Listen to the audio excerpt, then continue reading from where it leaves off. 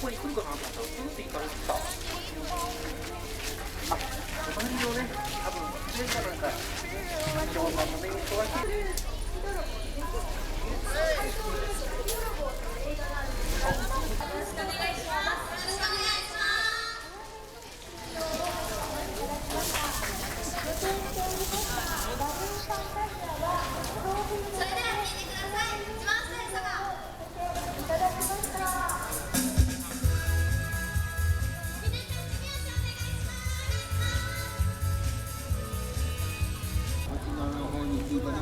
6時前ですね。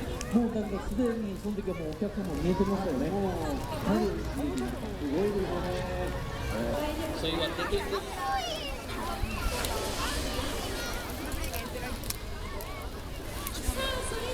なんでね、今日の朝、ちょっとそこに詰め込んだっていうところもあるんじゃないかなと思います。まあ、だけど、バドミントンたちは大体予定してましたからね。そうか、そうか。来年のね、世界選手権も見越した、多分ね、競技の組み立てにもなっていることかと思います。それでやっぱり点数をね、稼がなきゃいけないんで。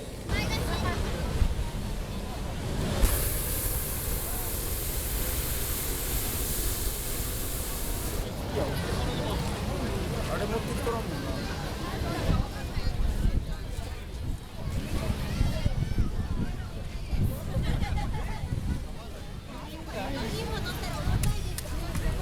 女性の方が4人ぐらいしか乗れない。